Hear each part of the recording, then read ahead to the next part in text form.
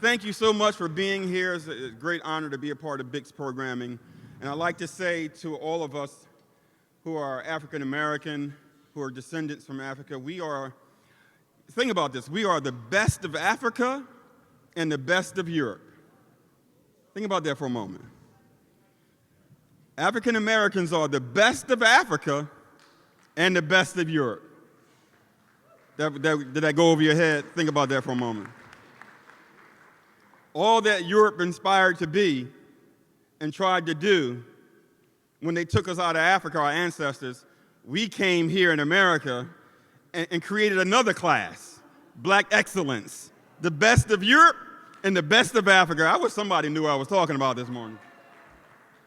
So let me get my panel up here. We have, first of all, this discussion around housing, which is the catalyst for everything that we do, right? You cannot get a job, right? Go to school, survive without a house or without a home. Housing is key. And if you don't realize this, housing dictates, they can look at zip codes and tell you, based upon where you live, where your zip code is, how educated you are, how long you're gonna live, and what your health outcomes are. Isn't that crazy? Just upon your zip code. So our two distinguished guests this morning, two champions in the housing space. One, Assemblywoman Brittany Timberlake, who's just an incredible founder of the Essex County Land Bank, right? Land Trust.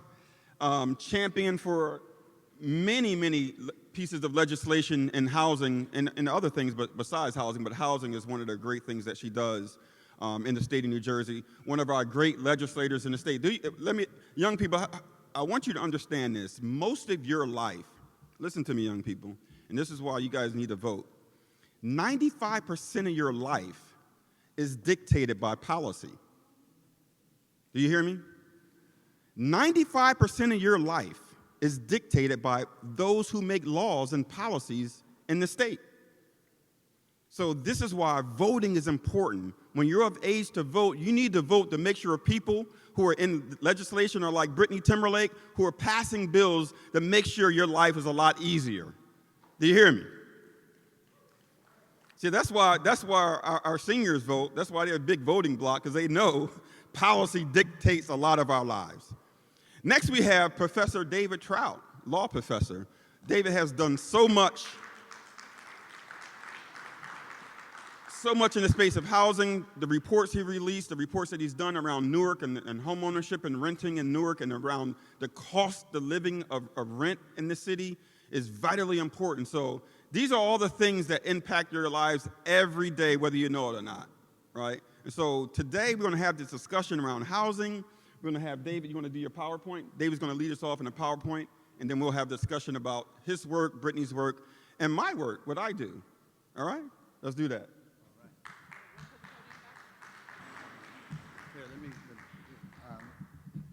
Good morning.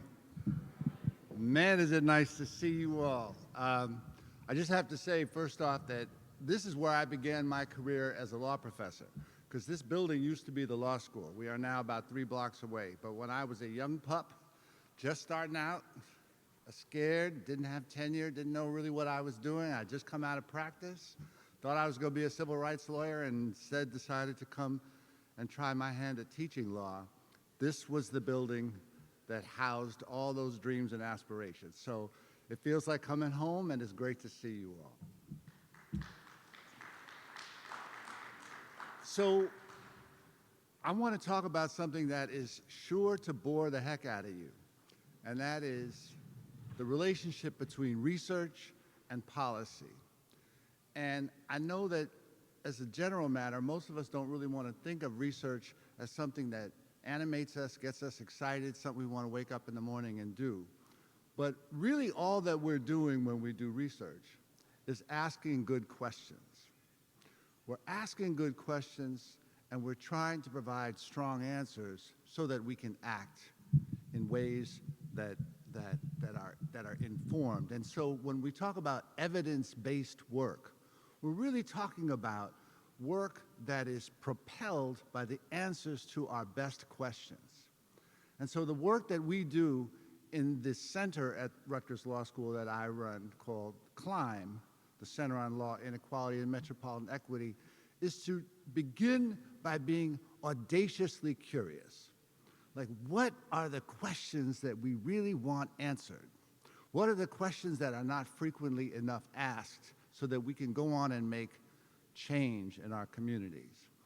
And so what we do with these answers, and I'll give you some examples of the questions and the reports that we've come out with in a second, is we hope to provide for lawmakers, for community groups, for stakeholders, for the public, for folks from all different backgrounds, what we might call the infrastructure of information.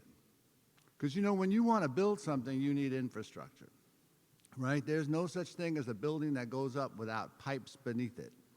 There's no such thing as a building that doesn't also have roads connected to it. There's no such thing as a building or a home that doesn't have utility wires connected to it like electricity, right? So the sewage, what brings in the water, what connects the roads, what connects the electrification, all of that is infrastructure. We don't have a house. We don't have any building you want to be in without that infrastructure. And the same is true for good policy and the possibility of social change. We have to have an information infrastructure. We can't just have opinions, right? So, with that, let me explain what CLiME has done, give you some examples of the kinds of questions that we have asked. Let's see if I can get this thing to work. Can I change this slide?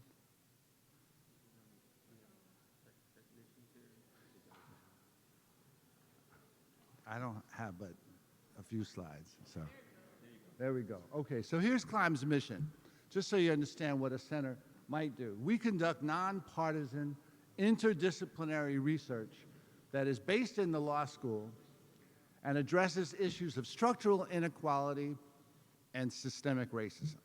So we can be nonpartisan, but we can also have our eyes open to the reality of structural inequality and to systemic racism. We work in consultation with community partners, some of whom are in the room, as well as with government. We do a lot of work, for instance, with the city of Newark. And we do this for the purpose of having impact. So we're not just doing research the way some academics do it, just to publish it and have other people in universities read it, but we really want to do public scholarship for everybody.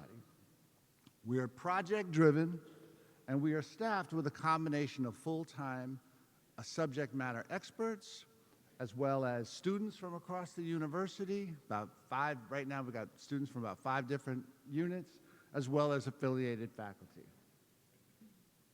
And now I'm trying to, there we go. So our first major publication really asked, what is gentrification and what can we do about it? A lot of you have a sense of what gentrification is, but then when you think about the complexity of gentrification, we stumble upon some problems. Is the fact that wealthier people are moving into a neighborhood by itself gentrification? Is gentrification when lower income people cannot move into a neighborhood? Is it when lower income people are being moved out of a neighborhood? And if it is that, how do we know that they're being moved out, since individuals move for any number of reasons and very few people track them? When we leave a neighborhood, we don't necessarily explain to people around us why we're doing it. So what is gentrification? So we spent a lot of time in that report thinking about what gentrification is, drawing upon the research that exists, and trying finally to come up with something that can document what we mean by the risk of displacement, which I think is most people's fear of gentrification. And this is the eye chart that we came up with. Now, I know this looks impossible to read, and many people have told us that, but I just want to give you an idea of how evidence helps you to understand it, right? So this chart is basically a chart of Newark's 5 wards. And it shows over time some of the movement of people in various categories in and out of those 5 wards.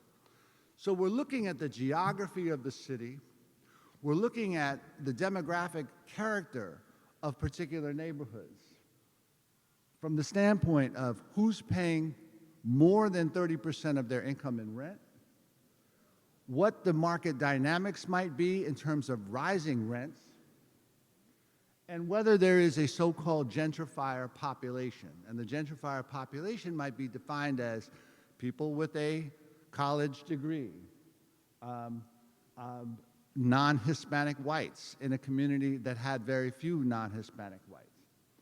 In other words, we had to try to figure out how to synthesize many of the characteristics of a gentrified neighborhood that we will all sit among ourselves and talk about, and put them in categories where we could find some statistical support for the presence or the absence of these various categories of folks and movement over time, so that we could figure out, in fact, if a neighborhood was changing in dramatic ways that might satisfy most of our definitions and academic definitions of gentrification. So that's one example.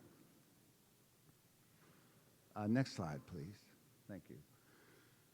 The next question we asked was, what does it mean to have a problem of affordability? Most of us are accustomed to talking about the problem of affordable rents, the problem of affordable homes. But just because we experience in our own financial lives the difficulty of being able to pay the rent or find an apartment within our means or find a home and financing to buy a home within our means, doesn't necessarily mean that we're experiencing an affordability crisis. We personally may be, but it doesn't mean that a city or a neighborhood or a people is especially vulnerable to systemic problems of affordability. So what does affordability really mean in the context of a city like Newark? That was a question that had to be answered. And so we conducted a lot of research over many months, and we finally arrived at some conclusions that the city of Newark, in the city of Newark, what was an affordable unit, an affordable rent, the median, the middle of all the distribution of rents from high to low, in the middle, what most households could afford was about $765 a month. That's affordability. And so if it's higher than that, it is unaffordable, and it is unaffordable by different orders of magnitude. If it's $800 a month, it's only a little bit more unaffordable. If it's $1,400 a month, it's significantly unaffordable, and it is pricing people out. And what we found was that there was this gap between the number of units that were affordable on the market and the number of people who needed affordable units, and that gap was over 16,000 units. In other words, the city of Newark, in order to meet all the affordability needs of its residents, of the people who live there and want to stay there, would need somehow to build 16,000 units, somehow produce 16,000 units at this $765 a month rate. Next slide, please. Another issue, when you have lots of price pressure on tenants, meaning that they are paying 40 and 50 and 60% of their income on rents, is that they fall behind, or they have landlords who want to push them out in order to get more in rent, right? And this is also a process many of us associate with gentrification. But what it comes down to, we recognize, is really the point of the spear, and that is evictions. The risk for people who fall behind or who are otherwise, or whose landlords otherwise want to get them out, is a legal process of eviction. Many of you are probably familiar with it. Well, the studies show that people who are not represented by lawyers are far more likely to be evicted than people who are represented by lawyers. And so the city of Newark wanted to engage, as only one or two cities before it had, in providing lawyers for low-income people so that they would not be automatically evicted when a landlord decided to sue them. And this was the right to counsel. But just because you say you want a right to counsel to address a need in eviction doesn't mean that you can magically have a right to counsel. You have to plan to kind of create what a right to counsel looks like, how it's going to work, what it costs. So we work with a lot of people in the city. We did a lot of research. We did cost estimates, et cetera, and we tried to come up with a plan. And that plan helped to become the basis for Newark's Office of Tenant Legal Services, which is where the right to counsel is housed. And so if you live in Newark and you are low income and you have been sued by your landlord for possession, an eviction action, you may go and get free counsel from the city. And by the way, it will be provided by the director of OTLS, Kabira Myers, who is a brilliant graduate of, guess what? Rutgers Law School. Have to say that. So, next slide, please. Next slide. Did you announce our Lieutenant Governor is present? Our Lieutenant Governor? The Lieutenant Governor is here. Welcome. Great to see you. All right, and I think this is the last one. And then finally, we asked, who are all these anonymous buyers of properties throughout Newark's neighborhoods? And why does it appear as though there is a market for homes in Newark neighborhoods, not unlike the market for homes in other Black communities across the country, where the owners are unknown, the owners don't occupy, but they sort of come in and come out, do some renovation, a variety of levels of renovation, some gut, some just slapping a few coats of paint on, but consistently raising rents and taking up much of the homeowner inventory.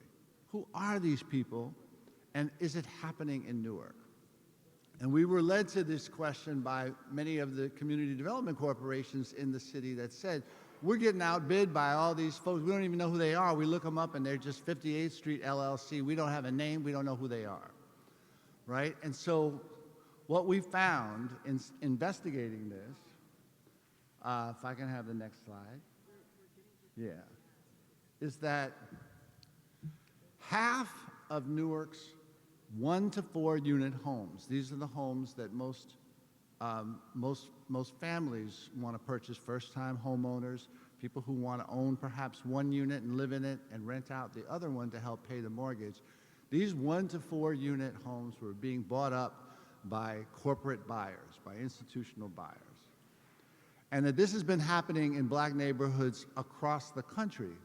And we didn't realize how bad it was in Newark. Now, across the country, in places like Atlanta or Jacksonville, it reaches rates of like 25% of all homes sold. In Newark, it was reaching 47%, almost half of all homes were being sold to these anonymous investor buyers.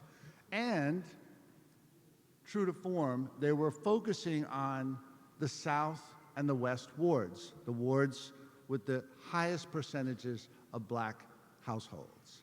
So the pattern that we were seeing nationally, we were seeing in Newark. It was changing the market in Newark, making it harder for Newarkers to buy homes and raising rents and possibly putting pressure on evictions.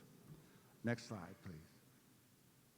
Okay, and so finally what we needed to do with that was not just to say, look, here's a problem, but here's some possible solutions to the problem. And one of the solutions was to write an ordinance that said, in essence, you cannot hide behind anonymity anymore. There's no such thing as a renter whose identity is unknown. There should be no such thing as a landlord whose identity is unknown. It's important for the renter to have transparency of whoever owns the property. It's important for the city as a matter of good government, code enforcement, to know who in fact owns property in the city. And it really is just a basic notion of equity, that there should be an equivalence of identification in property ownership and possession. Ownership, renters, on both sides. And so that is the work, that's an example of the sort of work that we do, but each issue arises from a basic question that most of us are asking about housing dynamics, about education dynamics, about public health, about dynamics in the workforce, dynamics in transportation, and a center like ours can help answer those questions and provide evidence for policy making. Thank you all.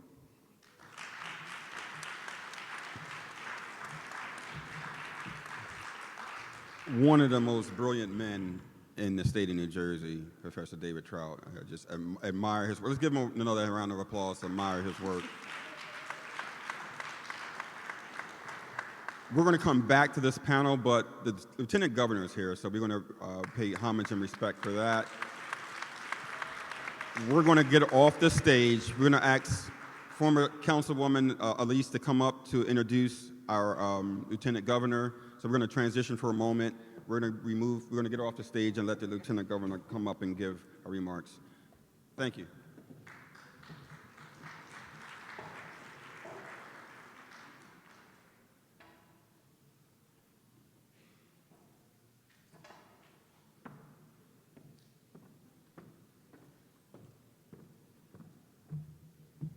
Good morning. Good morning. I have one of the most wonderful tasks this morning. And I was hoping that her bio would be in the journal, but since it isn't, thank God that I know her, call her my daughter, that I'm able to do a little justice to her bio. It's extended. Ladies and gentlemen, I am proud as an African-American woman in this country, in New Jersey in particular, to introduce our speaker this morning. But first, I'd like for us to take a moment to pay tribute to our past Lieutenant Governor, Ms. Sheila Oliver. Could we please stand?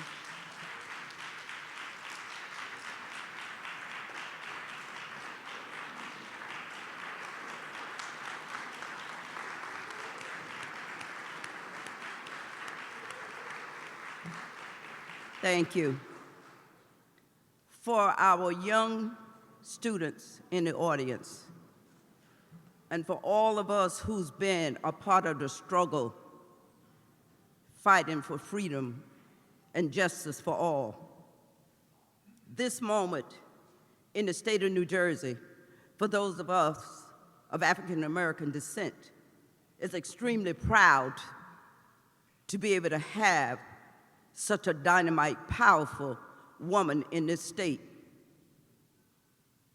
She served as the second powerful person in the state of New Jersey. And that's not small. Yeah, you can clap for that. That is not small. As Lieutenant Governor, if the governor has to go to the bathroom, she's in charge. If the governor has to go get a drink of water, she's in charge. If the governor has to take a vacation, she's in charge. This young woman,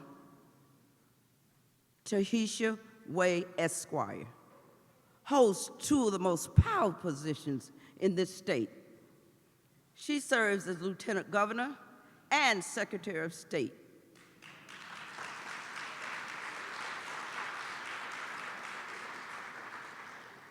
I'm so proud. I just hope I don't start crying, because she knows. But to hold this position, to have the governor, to have the faith in you that you can hold the task. She serves as an attorney. She graduated from Brown University, honorable. She attended Virginia Law School, came out with honors. And what you don't know, I don't know if she wants me to tell you, but I'm going to tell you this. When she was 19, she had a cerebral hemorrhage and was very sick. But God brought her through.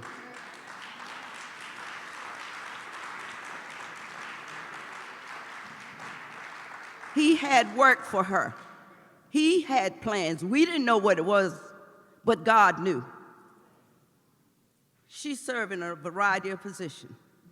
She served on the New Jersey State as a judge. She served as an elected official in Passaic County as a freeholder now. The name has been changed. She served in a variety of positions. As Secretary of State, she is responsible for overseeing and protecting the integrity of the election to ensure our democracy. She spends her entire life fighting and kicking for the rights of others, strongly for women and women of color.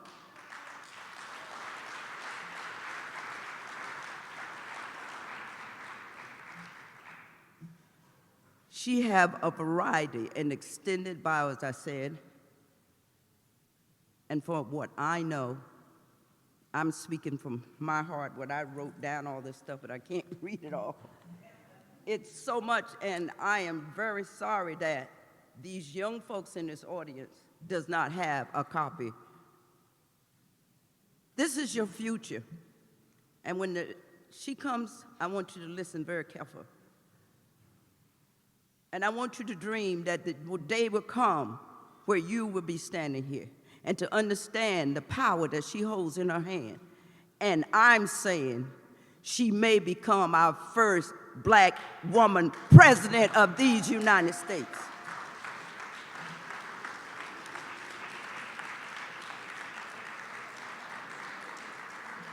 Out of all the positions that she holds and all the work that she have achieved, the most powerful position that she is proud of is being wife and mother.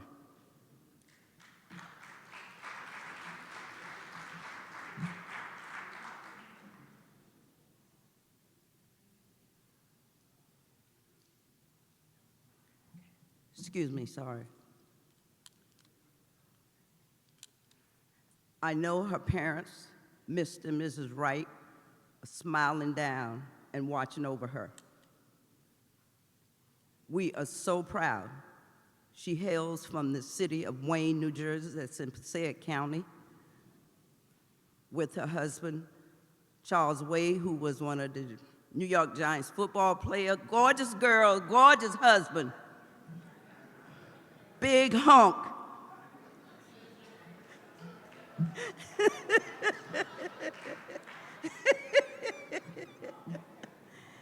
And her 4 daughters. She has 4 beautiful daughters. Her oldest daughter right now is in law school. But prior to her coming, prior to our Lieutenant Governor / Secretary of State, Tahisha Wade, come to this stage, we have a tribute.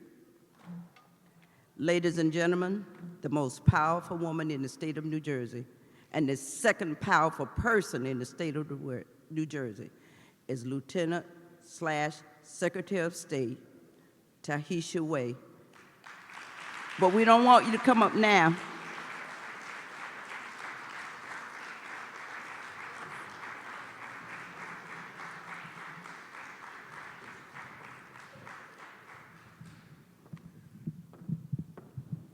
Just before she comes, asked me to share this song a friend of mine composed. It says, I need you, you need me, we're all a part of God's body.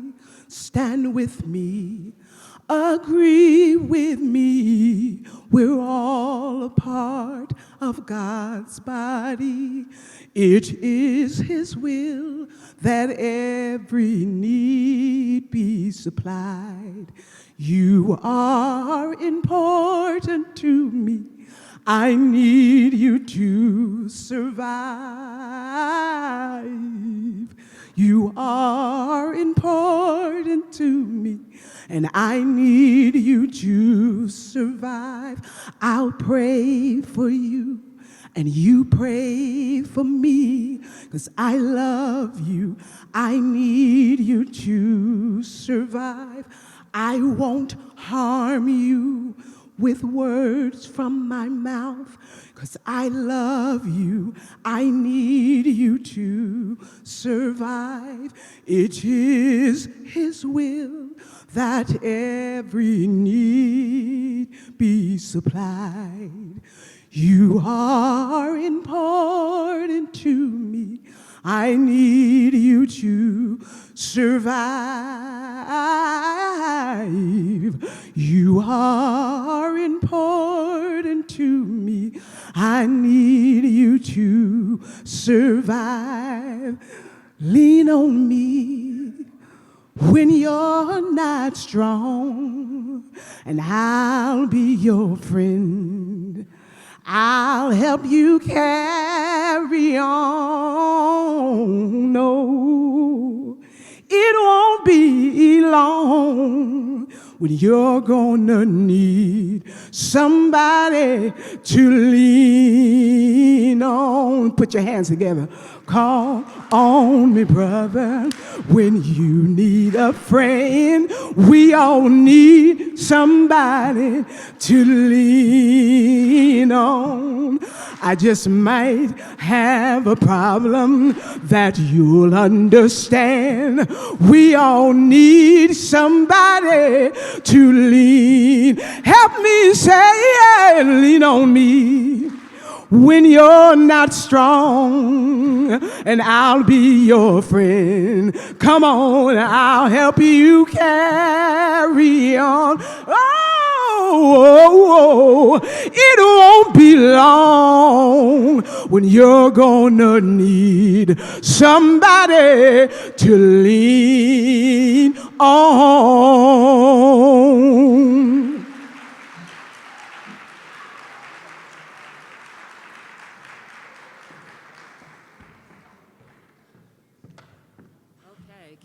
Good morning, NJBIC. Can we show Miss Sybil, Dr. Sybil, some more love?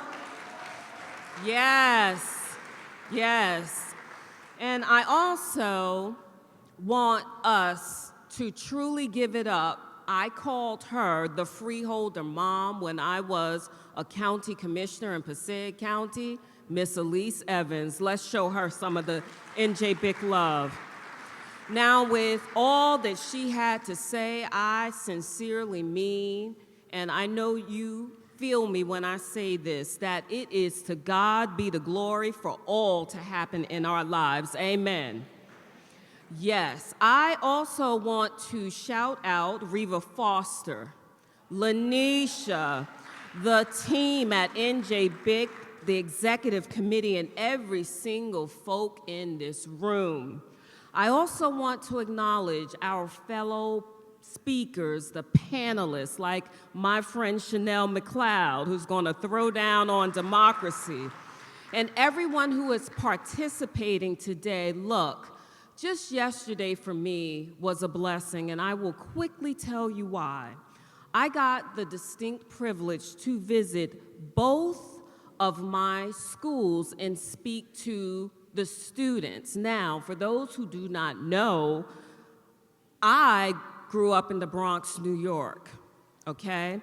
And again, it was indeed an honor and a blessing just to discuss their purpose, our youth's purpose, and for them to ultimately understand that no matter where you come from, you are a child of God and you are of value. So let's remember that. Now, I know I got introduced as your lieutenant governor, and again, I have some big shoes to fill because Sheila Oliver was the ultimate matriarch to us all. But I am here, and please hear me with this. I am here as I wear my vote pin, okay, to talk about our right to vote and how we need to galvanize in every single election. I'm not just talking about your presidential elections, congressional elections.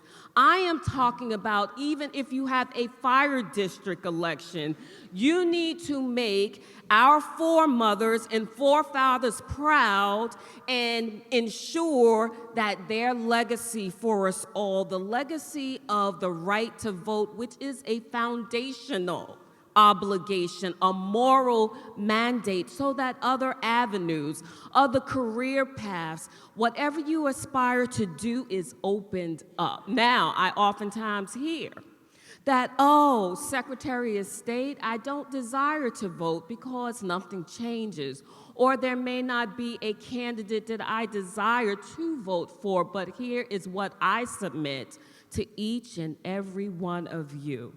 Not only did folk die for this sacred franchise, what we are talking about is the majority of the times when you walk into the ballot box, right, there are ballot referendums, questions, which deal with our responsibility for our schools, for our county government, whatever the choice or question may be, constitutional amendments that we must be mindful of. So just get out there and vote. And the beauty of New Jersey is that we, under Governor Murphy's staunch leadership, have opened up the access to the ballot box. There are 3 ways to vote in New Jersey, and folk, I want you to please hear me. I want you to get with your friends, your family members, your neighbors, educate them. I always tell folk it is fine to vote. However, you must be an informed voter. And I also say elections is a team sport. We do not need anyone riding the bench. We need active participants. So go to vote.nj.gov for all of the information, but here are some data points of information I want to lay at your feet. First, October 17th is the last day to register to vote in New Jersey. Now, you can also update your voter registration by that day. And the reason why I oftentimes tell voters to check their voter registration, because this is what happens. We move, we forget, we go to a polling location, then we want to complain respectfully that we aren't able to vote and we are given a provisional ballot, okay? So that is why we want to update our voter registration now. The other thing I want to note, I said 2 words, provisional ballots, okay? A provisional ballot is one where you have to have your information verified, and it will get counted as long as your information is correct. Now, the 3 ways to vote. Of course, on Election Day. Who can tell me what Election Day is? Tuesday, November? Thank you. Amen and a hallelujah. They know that, right? Okay, so the second way, please mark this down. In-person early voting. For me, that's what I have to do, because on Election Day, I go and check out various polling locations. I don't have the opportunity on November the 7th to vote. So one of my in-person polling locations within my county is my library. So I have a 9-year-old daughter. She loves the library. And we go, get a book, and then I vote. Okay? It is seamless. It's a wonderful way to exercise your right to vote. And I also want to say this. The polling location you may vote at your in-person early location may not be your normal November 7th location. So go to vote.nj.gov, verify all of your voting locations. Third, vote by mail, okay? Vote by mail is simple. There's 4 words to vote by mail, which is vote, sign, seal, return. You know, there's a time, and I see some of the reverends in the house, that y'all, will galvanize your congregations to vote, right? Souls to the polls on November 7th. Well, now the encouragement is to soul to the polls on in-person early voting period, or soul to the poll as you have a vote by mail party at your church. That's what you can do too. And there are 3 ways to return your vote by mail. The mailbox.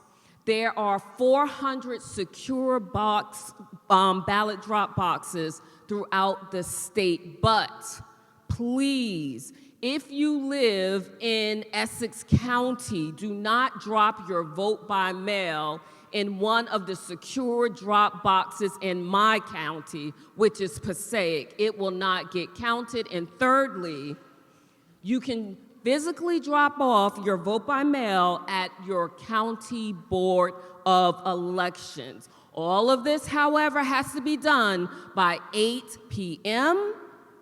on November the 7th. So, to close, when it ultimately comes to showing up for our communities, we know, right, that we must take action, that we must collectively stand together.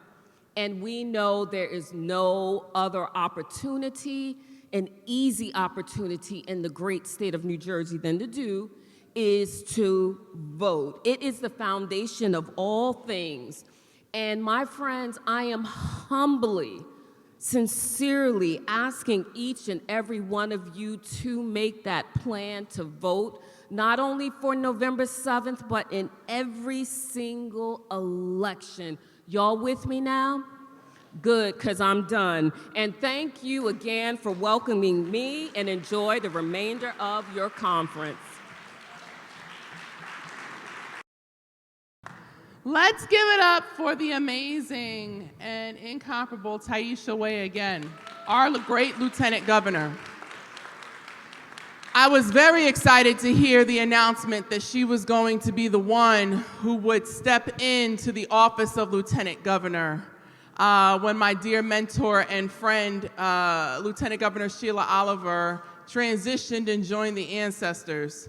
From behind the scenes, there was a lot going on. People were even circulating various names and things, but we were united, and what we said was it needs to be a Black woman, in particular Taisha Way, and I'm so incredibly excited for that, because when we have and we hold these seats of power, how many of you know that it's important to continue to advocate for one another, to be able to step into those seats so that we don't lose the influence and the power? So with our great Lieutenant Governor there, it really is an extension of Lieutenant Governor Sheila Oliver, who thought so much of her and was very proud of her too. So we're here to talk about housing. I've been working in the housing space since I was younger than I am now. I started an organization called the Essex Community Land Trust about 12 or 13 years ago. A community land trust creates permanent, affordable homeownership opportunities for low to moderate income people. The Community Land Trust speaks to the need to close the racial wealth gap, and it has spoke to that need for decades before close the racial wealth gap became a term in which people use to just throw out there. We know that housing is the #1 wealth building tool, not just in this country, but in our world. Because when you own a home, you have an asset. If you have something called equity in your home, which means that it's worth more than what you owe on it, you can borrow against that equity, and you can take money out of your house, hundreds of thousands of dollars at a time, to start a business, to go to school, to finance your dreams. See, this is what the wealthy know. We have a long history in our country, unfortunately, of redlining and keeping particularly African Americans out of the space of homeownership. Why? Because it's the #1 wealth building tool. So there have been developments, even one called Levittown, which I used to live in a place called Levittown, Pennsylvania. There's two, one in Long Island and one in Pennsylvania. They were created and put in existence, and they were homeownership opportunities that were available only to white soldiers who returned home from war. They were affordable homeownership opportunities subsidized by the federal government, and its documents and its rules and its regulations around that ownership structure meant that people that looked like you and I were not allowed to purchase those homes. So that seems like a little bit of a form of reparations that was given to, people who have served our country, and as a daughter of a soldier, I recognize that, right? But subsidized housing in a homeownership way was able to undergird a particular population to get ahead financially, while we were systematically and systemically kept out of the process. So the community land trust concept actually dates far back. It's very granola, it's very hippie, in which I certainly identify with. It is the idea of community ownership of land, and that whatever structure is on that land must be permanently affordable, and affordable for at least 98 years. We call it in perpetuity, because in the 98th year you can renew the affordability clause, and then it can be affordable for another 98 years. And why do we need this? Well, people such as my good friend here, David Trout, and myself have dedicated our career to talking about and creating structures for housing opportunities for all. One of the most difficult questions I get on a daily basis comes from someone who is looking for housing themselves. All that I know academically, all that we've been able to establish with the Essex Community Land Trust, we have about 14 homes in Bloomfield and Montclair. We have people who have purchased these homes who made around $30,000 a year and were able to afford a 2-family home in Upper Bloomfield, and therefore raise their net worth because now they own the asset and they have a rental income, which is also an affordable rental for the community, to be able to draw down on, therefore raising their income as well. Even though we've done all of that, the most difficult question I receive is, I'm in need of a house, where can I go? We need something immediately. The reason why it's the most difficult question is because there's not enough affordable housing stock available. You saw some of that in the numbers that Dr. Trout was presenting on. There's not enough stock. So it's important to take this knowledge and to produce policy in order to create the stock.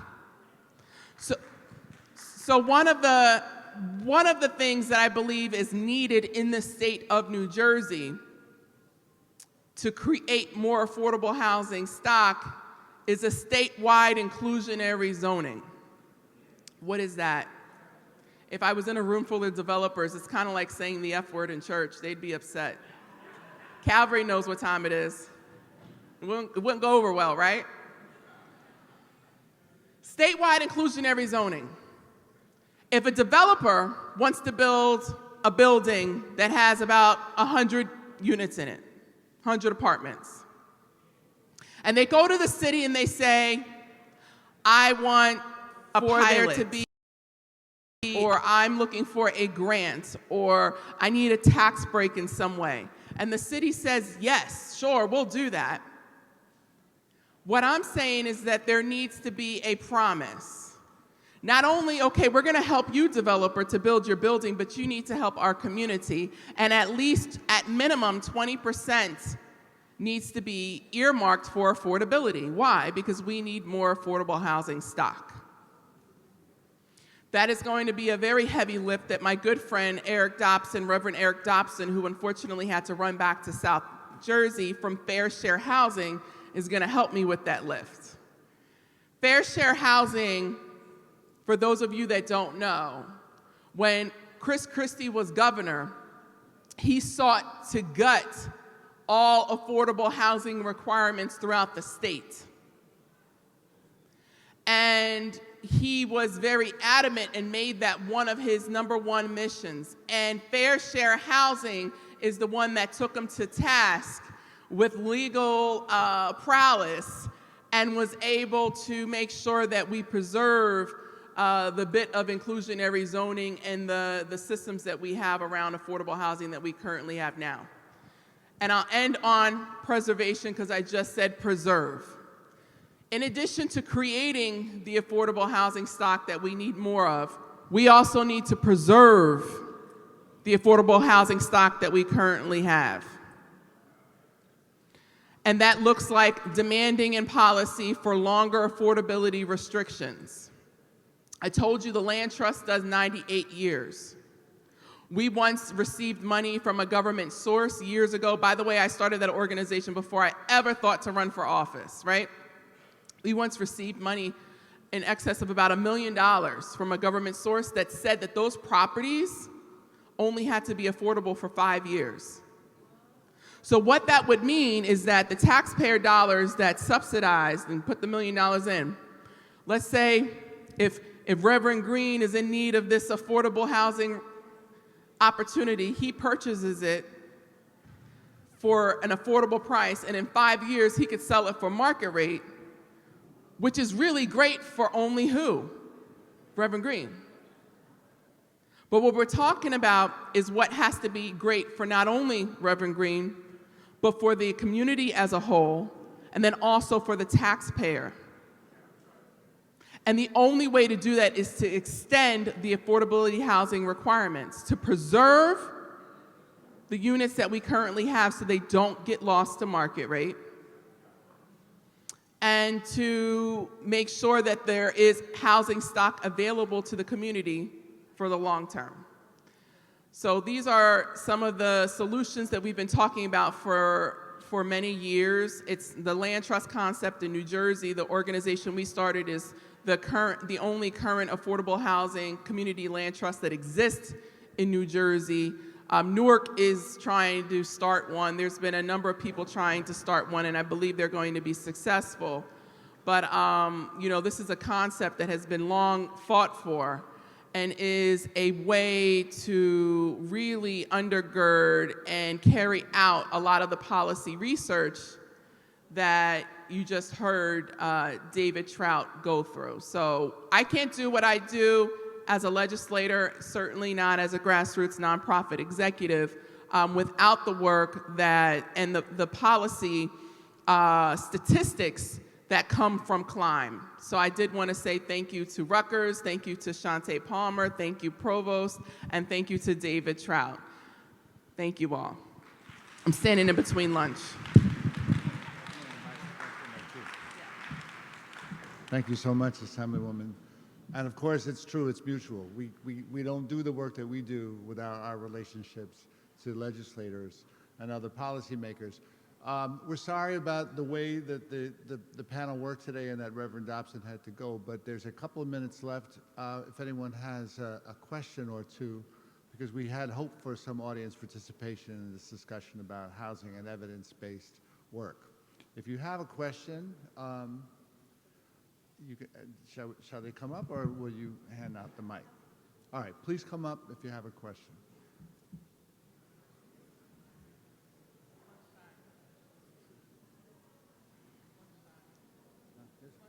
Here's a question.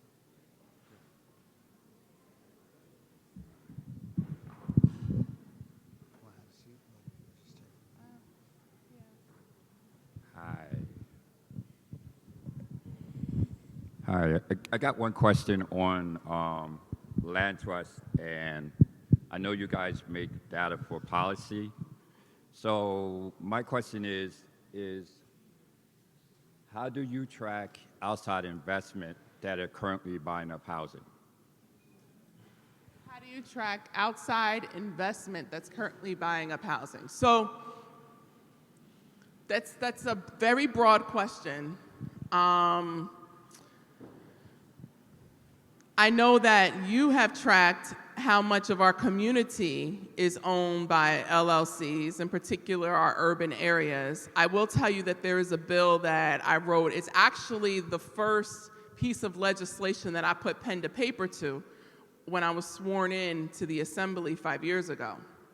And that's the Community Wealth Preservation Program. And the goal of that program is to create equity in the process of foreclosure, to make sure that people who are losing their homes and their next of kin have first shot and first dibs at buying back the family wealth at the time of auction while not having to compete in an open market. Right now, the foreclosure process is dominated mainly by businesses and investors who have very deep pockets. Nothing wrong with those investors or property flippers. It's certainly a noble profession, but the point of the bill is to create equity. It also provides opportunity for nonprofit organizations to participate in the process, as well as those who are committed to living in the neighborhood. Right now, we've seen policy reports that David has produced, but we've also seen news reports that have showed us about in suburban areas, the LLCs and the corporations that are actually owning the neighborhood. This has never been new to Black people. Corporations and LLCs have actually often owned our neighborhoods, and it's the reason why, although I don't agree with the strategy, it is one of the main reasons why in the 60s or in rebellions that it's the concept of we don't own it, burn it down, right? So that's really nothing new to our people about the LLCs owning, but it is becoming new to more suburban areas. And I think that that's a policy way to balance that out is through the Community Wealth Preservation Bill, which I'm hoping is going to be passed and signed into law this year. Does that answer your question?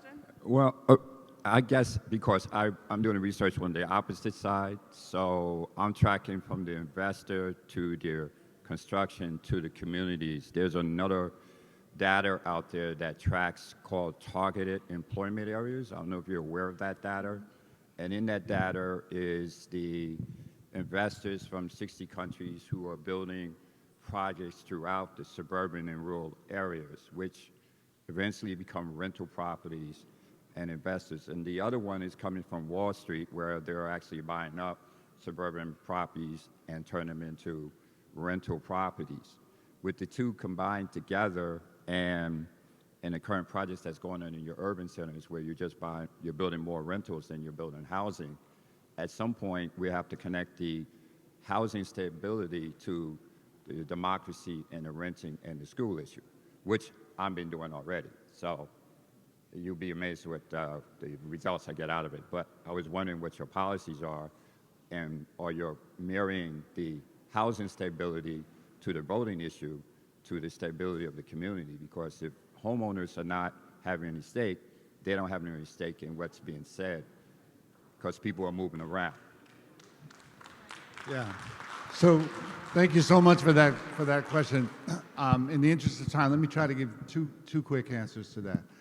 So the first is a question, which law professors are famous for answering a question with a question. But the question is, what can we possibly do to constrain certain kinds of buyers of property on the open market from buying those properties? Do we actually have any say in that process at all, as the public, as public officials, as neighbors? And the general answer is no. The general answer is we have free markets, and anybody is free to buy any of those homes if they can pay the purchase price. And whether they find out about those homes on Zillow, or whether they find out by knocking on somebody's door and offering them.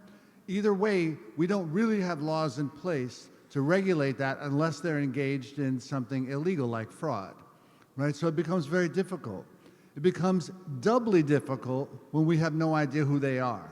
And one of the reasons we have no idea who they are is because they don't have to disclose who they are, right? So on this question of like who is buying these things, is it Wall Street and Invitation Homes, publicly traded companies? Is it friends and family organizations of investors who don't have any SEC filing requirements, and we have no idea who they are because they're not registered with any arm of the government, and they're just LLCs that have formed for the purpose of purchasing real estate? Or is it some Chinese government, or some from Indonesian government, or some French government syndicate of investors? We really don't know, and we have almost no way of stopping it. But what we can do is research them and shine a light on the practice. And the other thing we have to do is we have to demand that there's transparency of ownership, so that if they are engaging in illegal practices, if they are committing frauds against the market, it's much easier to detect and to penalize. And so the last thing I would say is, if you're interested in doing this sort of research, the short answer is you have to look at deed data. The deed data is obscured by anonymity, but you can still find some interesting information there. And if you go on our website and look on our report, you will see the methodology that we used to investigate who owns any given piece of property. And you can do that by going to CLiME, which is CLiME. So it's clime.rutgers.edu. The report is Who Owns Newark, and if you go to the back in the appendix, you will see the methodology, and it really is a blueprint for people who want to do those sorts of investigations. Thank you. Thank you, Dr. Trout. Yes, please give it up for him. And Assemblywoman Brittany Timberlake. We're going to have our last question from David, who is what year are you? Who's a senior at Technology Blue Ribbon High School right here in the great city of Newark. He'll have the final question. I know you're starting to move around. Please note we have the voter panel coming up, after which lunch will be served. So please, we're just asking that you not partake in lunch as of yet. David.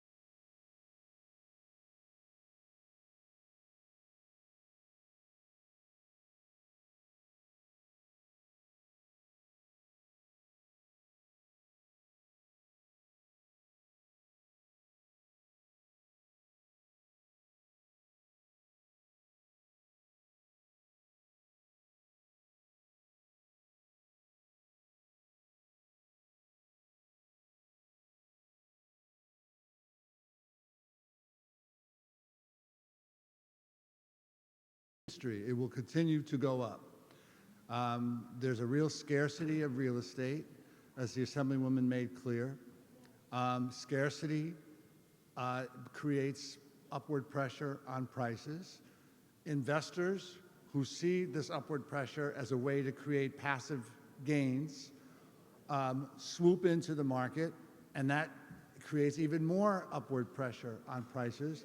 So for those two reasons alone, scarcity and the degree of investor activity in the real estate market, I would say that it is very probable that in the next 5 years, you will see that $750 number jump perhaps to $850, right? So if you're thinking about this, this is what we would sort of call the supply side of things. There's a supply of housing, and there are so many consumers out there seeking it, and so based on supply dynamics, you can charge a certain price. But there's another side to that, right? And that's demand. And sometimes we don't talk as much about demand, but the demand side is you. You know, it's the power of the consumer that you have by going out and increasing your social capital, by making sure that you stay in school, by making good choices in terms of the job prospects that you have and that you follow, right? So that you command more as a consumer, so that your demand power is even greater in the housing market. So that $850, although that sounds like, you know, some unfortunate appreciation, becomes something that more of you can afford. And that's the other side of the affordability issue. All right? You know, Professor Trout is exactly right, but I want to tell all the young people, if you want to know how much house you can afford, this is the math equation right here. We say that what you're paying for your mortgage or for your rent should not exceed 30 to 39% of your annual income. So what you have to do is go, what house do I want? Right? Maybe you put it on your vision board. That's okay, this is $1 million home. What is $1 million mortgage? There's something called a mortgage calculator you can look up. We have one on our website, s6clt.org. You can go on the mortgage calculator and you can see how much a mortgage is on $1 million house. Whatever that is, monthly mortgage should not exceed 39% of your monthly income. This is true whether or not you make $1 or $1 billion. You are living outside of your means if you're spending more than 39% of your income toward the cost of your housing. So that's how you want to gauge. And I started at that $1 million home because I want our young people to dream big. If that's what you want, you can calculate based off of that, okay, what's a mortgage on $1 million home and what is 39% on that mortgage for my income? Can I afford that dream home? And then fill in the blanks. What do I need to do in order to afford that dream home?